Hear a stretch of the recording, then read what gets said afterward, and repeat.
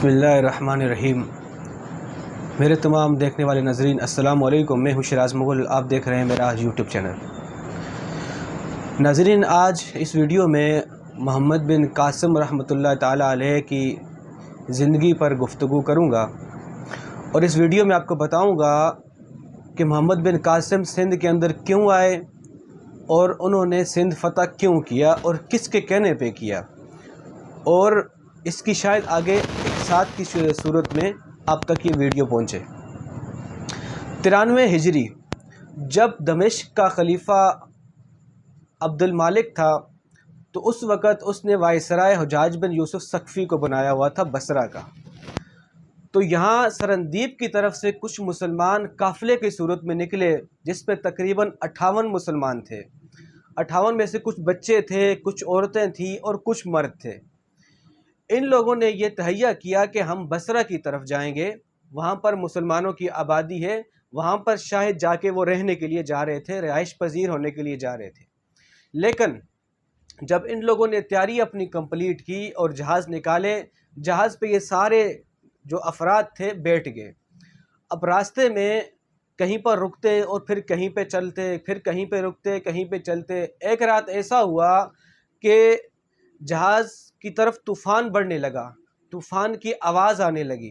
तो वहाँ के जो मुकीम लोग थे, जहाज़ के अंदर जो मुकीम थे, उन लोगों ने आपस में मशवरा किया और वहाँ में उनमें से एक बूढ़ा शख्स था जिसने ये तहैया किया कि जहाज़ों को इकट्ठा करके बांधें ताकि हम तूफ़ान से बच सकें। फिर सुबह हो गई, फिर देखा जाएगा कि हमने किस तरफ जाना है, जहाँ हमें खुश्की मिलेगी हम वहाँ जाके रुकेंगे। तो अब रात को जैसे तूफ़ान आना शुरू हुआ, इन्होंने अपनी कश्तियाँ एक दूसरे से बांध दी। तो तूफ़ान जैसे थम गया तो सुबह का टाइम, सुबह की किरणें फूटने लगी। देखा करीब ही एक सरजमीन थी जो खुश्क सरजमीन थी। वहाँ पर इनके बूढ़े शख्स ने कहा कि हम जाके यहाँ पर अपना पड़ाव डालते हैं। अब चूँकि रात को तूफ़ान आना था और वो थम गया है, लेकिन कश्तियों को काफ़ी हद तक नुकसान हुआ है। अब जो करीब जो जगह थी ये देबल का मुकाम था। देबल उस वक़्त ये जो ग्वादर या ठट्ठा का जो इलाका है, अभी कुछ टाइम पहले जो आसार कदीमा वालों ने तहकीक की थी तो उन्हें ठट्ठा के मकाम से वो देबल जो कला था उसके असरात और जो वहाँ के जो बाज़ार थे 93 हिजरी के, वहाँ से उनको कुछ चीज़ें मिली थी जिस पे उन्होंने फिर बाद में बताया था कि देबल कला यहीं पर ही था और आज जिसको हम ग्वादर कहते हैं। वहाँ पर वो लोग आके रुके और जैसे उन्होंने कश्तियाँ अपनी रोकी और नीचे उतर ही रहे थे, सामने से देखा कुछ नौजवान जिन्होंने कमीज़ें नहीं पहनी हुई थी, जो नंगे थे, सिर्फ धोती पहनी हुई थी, वो दौड़ते चले आ रहे हैं तलवारें लेके और नेज़े लेके। जैसे ही वो करीब आते हैं और इस लश्कर का वो ताक़ुब कर लेते हैं और लश्कर के करीब घेरा बांध के खड़े हो जाते हैं।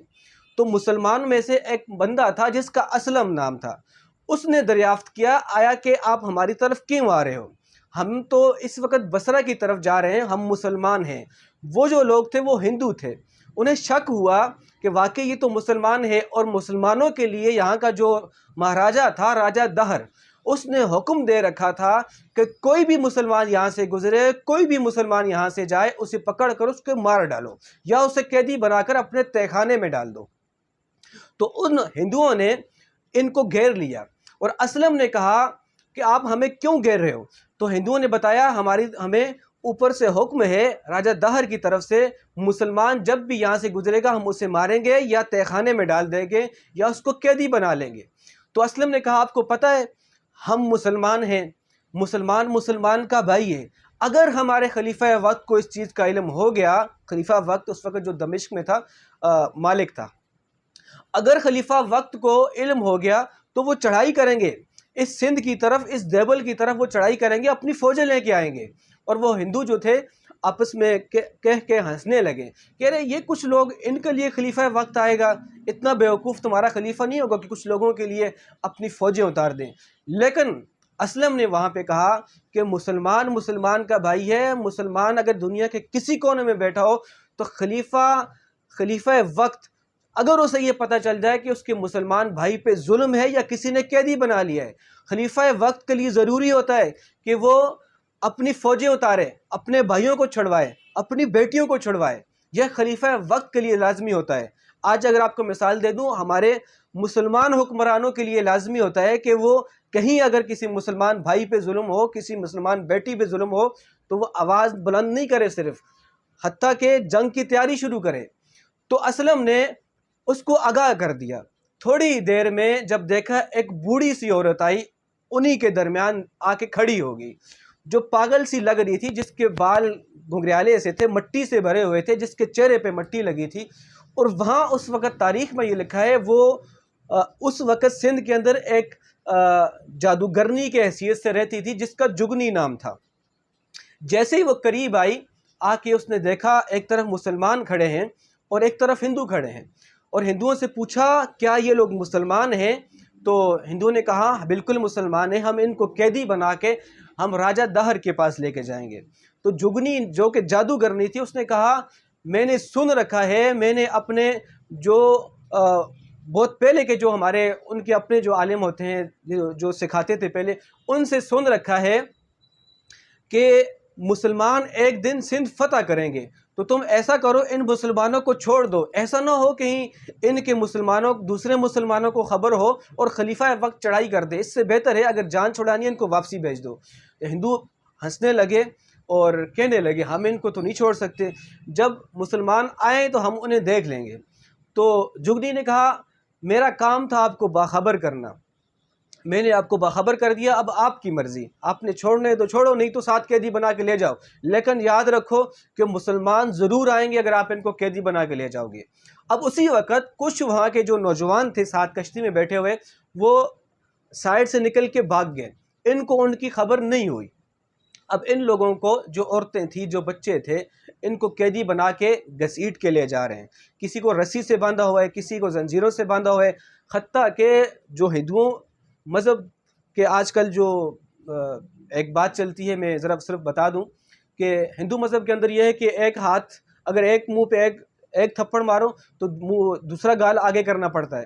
حالانکہ ہندوؤں کا جو پہلے کا جو رویہ تھا جب انہیں حکومت ملی تھی، اس وقت کا یہ رویہ تھا، اس تاریخ میں بالکل لکھا ہے کہ بچوں پر ظلم کیا، بچوں کو گھسیٹا، بچوں کو کوڑے مارے اور قیدی بنا کے جب لے جائے گئے۔ اب یہاں سے مسلمان نکل کے بھاگ گئے تھے، اب مسلمان جب یہاں سے نکل کے بھاگے افغانستان کے راستے سے، ایران کے راستے سے ہوتے ہوئے، جو ملک شیراز تھا وہاں پر، چونکہ انہیں پتہ تھا جو وہاں کا وائسرائے ہے جو حجاج بن یوسف ثقفی، جس کو خلیفہ نے وہاں مقرر کیا ہے، اس کے پاس چلے گئے۔ اب اس کا جو طور طریقہ تھا، حجاج بن یوسف ثقفی کے بارے میں تاریخ کسی اور ناموں سے بھی یاد کرتی ہے، لیکن جو واقعات کے اندر جو بات صحیح ہے میں آپ کی نظر کروں گا۔ حجاج بن یوسف ثقفی چونکہ صبح کے ٹائم نماز کے لیے جامع مسجد میں آتا اور وہاں کے لوگوں کے سوال جواب سنتا تھا۔ اب یہی جو لوگ تھے، اب صبح کے ٹائم اس کے پاس گئے، جب سوال جواب دوسروں سے سن کے دیکھا کہ یہ لوگ کہیں دور سے آئے ہوں، چونکہ ان کے لباس تھوڑے سے چینج تھے، تو حجاج بن یوسف ثقفی نے پوچھا کہ آپ کہاں سے آ رہے ہو؟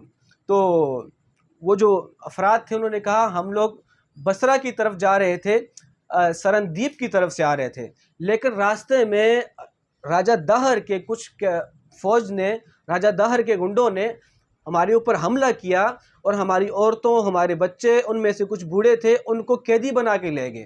اور ایک لفظ اس نے کہا، وہاں پر ایک عورت تھی جس نے بار بار یہ کہا اغثنی حجاج بن یوسف، اغثنی حجاج بن یوسف، یعنی حجاج بن یوسف ہماری مدد کو آؤ۔ اس وقت حجاج بن یوسف کا ایک بڑا نام تھا۔ تو یہی لفظ جب حجاج بن یوسف کے سامنے گئے تو وہ تھوڑا غصے میں آیا اور اس نے پھر اعلان کیا کہ ہم سندھ کی طرف اپنی فوجیں لے کے جائیں گے۔ چونکہ مشیر جو ساتھ تھے وہ مشورے دیتے تھے، مشورہ دینے والوں نے کہا کہ ایسا کرتے ہیں ہم سب سے پہلے قاصد بھیجتے ہیں خلیفہ وقت کی طرف جو دمشق میں ہے، تاکہ انہیں بھی آگاہ کر دیں، اور ایک قاصد پھر بھیج دیتے ہیں سندھ کی طرف تاکہ راجہ دہر کو بھی آگاہ کریں، اگر وہ ہمارے قیدی چھوڑ دے تو ہمیں فوج اتارنے کی ضرورت نہیں پڑے گی۔ لیکن یہاں پر حجاج بن یوسف ثقفی کے بارے میں ایک تو یہ بات ہے کہ وہاں اس نے احساس کیا مسلمانوں کا، لیکن کہیں پر تاریخ میں ایسا بھی موجود ہے کہ حجاج بن یوسف ثقفی نے، اس نے ویسے بھی سندھ پر حملہ کرنے کا سوچ رکھا تھا، اس کو مال و زر چاہیے تھا۔ اب سندھ کے اندر سونا اور مال و زر کثرت میں موجود تھا، اس کو ایک اپنا نام چاہیے تھا، لیکن بعض تاریخ والوں نے لکھا کہ اس نے احساس کیا مسلمانوں کا، اور ایک قاصد جو اس کے مشیر تھے ان کے کہنے پر ایک دمشق کی طرف روانہ کیا، اور ایک قاصد سندھ کی طرف روانہ کیا۔ اب جس قاصد کو سندھ کی طرف روانہ کیا وہ سندھ کی طرف آنا شروع ہو گئے، اور جو ایک قاصد دمشق کی طرف روانہ کیا وہ دمشق چلا گیا مالک کے پاس جو خلیفہ وقت تھا۔ جب قاصد وہاں پر مالک کے پاس پہنچے اور پہنچ کر آگاہی دی، اس طرح حجاج بن یوسف ثقفی کی طرف سے ہم لوگ آئے ہیں، اور اس نے کچھ خط بھیجا ہے، خط جو سنا دیا، پھر خلیفہ وقت نے ایک خط لکھا جو قاصد کے ہاتھ بھجوایا واپسی۔ اس خط کے لفظ آپ کو سنا دیتا ہوں۔ بسم اللہ الرحمن الرحیم، اللہ کے نام سے شروع جو بڑا مہربان نہایت رحم والا ہے۔ از جانب بندہ خدا ولید بن عبد المالک خلیفۃ المسلمین، یعنی جو اس وقت دمشق کا خلیفہ تھا، اس نے خط جو لکھا تھا وہ سنا دیتا ہوں۔ پھر خط لکھوایا گیا۔ بعد از حمد و صلات واضح ہو کہ تمہارا عریضہ پہنچا، جو حجاج بن یوسف ثقفی نے جو قاصد بھیجا تھا وہ اس خلیفہ کے بعد پہنچا، پھر اس نے خط لکھا واپسی۔ سندیپ کے مسلمانوں کے قید ہو جانے کی خبر سن کر اس قدر اضطراب ہوا کہ بھوک اور نیند سب اڑ گئی۔ یہ خلیفہ وقت کے الفاظ تھے جو 93 ہجری میں خلیفہ تھا۔ اور ایک مسلمان کا بال بیگا ہونے سے یہ اچھا ہے کہ میں مر جاؤں۔ مسلمان اور تو سب کچھ برداشت کر سکتا ہے، مگر یہ برداشت نہیں کر سکتا کہ کسی مسلمان کو مصیبت میں مبتلا دیکھے۔ خدا اور خدا کے رسول صلی اللہ علیہ وسلم کا یہ فرمان ہے، مسلمان مسلمان کا بھائی بھائی ہے، پھر ایک بھائی کو دوسرا بھائی تکلیف میں کیسے دیکھ سکتا ہے؟ یہ سارے الفاظ خلیفہ وقت نے خود لکھوائے۔ اور اگر کوئی دیکھ سکے تو وہ مسلمان نہیں ہے، وہ مسلمان نہیں ہے۔ تم کو اجازت دی جاتی ہے کہ تم فوراً سندھ پر لشکر کشی کر دو، اور جس شہر دل بہادر افسر کو مناسب سمجھو اس مہم پر مامور کر دو، لیکن سندھ بہت دور دراز فاصلہ پر ہے، معمولی مہم نہ بھیجی جائے۔ یہ خلیفہ وقت کے الفاظ تھے جو وہ بتا رہا تھا اور لکھنے والا لکھ رہا تھا۔ اور نہ معمولی لوگوں کو بھرتی کر کے بھیجا جائے، بلکہ تجربے کار اور پرجوش مجاہدوں کو بھیجا جائے۔ ان کو ہدایت کر دی جائے کہ اول وہ صلح اور صلح سے کام لیں۔ اگر مفرور اور متکبر ہندو راجہ نہ مانے تو جنگ کے لیے تیار ہو جائیں۔ اس وقت تک لڑیں جب تک کہ یہ تمام مجاہدین شہید ہو جائیں یا راجہ کو مار نہ ڈالیں، لیکن اس بات کا خیال رہے کسی مندر یا معبد خانہ کو نہ گرائیں۔ یہ خلیفہ وقت کے الفاظ تھے کہ اس وقت جب جنگ چھیڑیں تو کسی مندر کو نہ چھیڑیں، اور جو عبادت کرنے والے جو گھرانے ہیں ان کو نہ چھیڑا جائے۔ کسی عورت، کسی بچے، کسی بڈھے، کسی بیمار کو نہ ستائیں، نہ کھیتی کو پامال کریں، نہ جلائیں، آبادی کو آگ نہ لگائیں، غنیب کے فریب میں نہ آئیں، نماز پڑھتے رہیں اور روزہ رکھتے رہیں۔ مسلمان جس قدر خدا کو یاد کریں گے خدا ان پر اس قدر لطف و کرم کرے گا۔ اگرچہ میں اور دمشق کے رہنے والے مجاہدوں سے دور ہوں، مگر ہماری دعائیں ان کے ساتھ ہوں گی۔ آج سے حکم دے دیا گیا ہر مسجد میں مسلمانوں کی عافیت اور مجاہدوں کی فتح یابی کے لیے دعا مانگی جائے، اور تمام مسلمانوں سے السلام علیکم۔ ولید بن عبد المالک، یہ اس نے خط لکھوایا۔ یہ خط لکھوا کے پھر اس نے قاصد روانہ کر دیا۔ اب چونکہ پہلے سے حجاج بن یوسف ثقفی وہ اس تڑپ میں تھا کہ کسی طریقے سے قاصد آئے، اگر جنگ کا حکم ہو تو ہم جنگ کے لیے فوجیں جلد از جلد بھیجیں، ایسا نہ ہو کہ وہاں مسلمانوں پر ظلم کیا جائے۔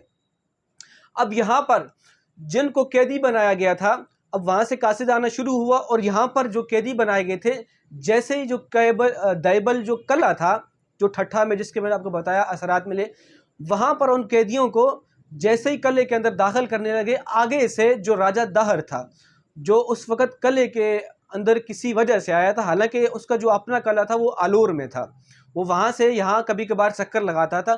اس قلعے کا جو حاکم تھا اس نے سمنی کو بنایا تھا جو ہندو تھا۔ سمنی بھی باہر آ گیا، اور جس نے قیدی دیکھے، قیدی سامنے کھڑے ہیں اور ایک بندہ ان کے سر پہ کھڑا کر دیا، تو راجہ دہر نے پوچھا یہ کون لوگ ہیں؟ تو بتایا گیا یہ مسلمان ہیں، یہ سرندیپ سے بصرہ کی طرف جا رہے تھے، ہم ان کو پکڑ کے لے آئے۔ اور جو راجہ دہر تھا وہ شراب کے نشے میں تھا، اور وہ الگ الگ طریقے سے بھونگیاں مار رہا تھا، جو تاریخ میں لکھا ہوا ہے۔ کبھی وہ کہتا ہے ان کو پٹک کر زمین پہ مارو، کبھی یہ کہتا ہے ان کو آسمان کی طرف پھینک دو، اور کبھی یہ کہتا ہے ان مسلمانوں کو اٹک کے پل سے نیچے گرا دو۔ اس وقت بھی اٹک کے جو دریا تھا وہاں کچھ پل بنا ہوا تھا جس سے لوگ آتے جاتے تھے، کہ ان کو وہاں سے نیچے گرا دو۔ تو پھر جو اس کا مشیر تھا راجہ داہر کا، اور جو اس کے ساتھ جو ملکہ تھی، اچھا سب سے جو بڑی بات اس ویڈیو میں آپ کو بتاؤں کہ جو راجہ داہر تھا اس نے اپنی سکی بہن سے شادی کی تھی جس کا ماٹی نام تھا، اور تاریخ میں کبھی میں نے تاریخ میں ایسا نہیں پڑھا کہ کسی نے اپنی سکی بہن سے شادی کی ہوئی ہے، اور اس سے شادی کر کے اس نے مہارانی بنا کے اپنے قریب میں بٹھایا ہوا تھا۔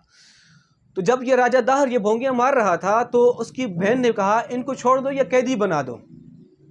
تو اس وقت جس کے حوالے ان قیدیوں کو کیا گیا، پھر راجہ داہر کے مشیر نے کہا ان کو قیدی بنا کر تہہ خانے میں ڈال دو، بعد میں دیکھیں گے کیا کرنا ہے ان کا۔ اور ان کے ساتھ جو ایک لڑکی تھی جس کی شادی اسلم سے ہونی تھی، جو مسلمانوں میں ہی تھا، تو اس لڑکی کو اس راجہ داہر نے اٹھا کے اپنی جو ٹانگے کی طرح کی ایک پہلے کوئی چیز بناتے تھے جس کے آگے کافی سارے گھوڑے تھے، اس میں اس کو بٹھا دیا گیا، اور راجہ داہر اس کو ساتھ لے کے وہاں سے نکل گیا۔ اب ان جو قیدی بنائے تھے قیدیوں کو ایک بندے کی سربراہی میں قلعے کی طرف بھیج دیا گیا، قلعے کے اندر، اور جب راستے میں جا رہے تھے تاریخ میں لکھا گیا بڑا خوبصورت قسم کا قلعہ تھا، وہاں بڑے زبردست قسم کے بازار تھے، اور راستے میں ہم نے جاتے ہوئے دیکھا بہت زیادہ مندر تھے۔ تاریخ اس چیز کی گواہ ہے، آج یہی سندھ دیکھیں اور وہ مندر ہمیں نظر نہیں آتے۔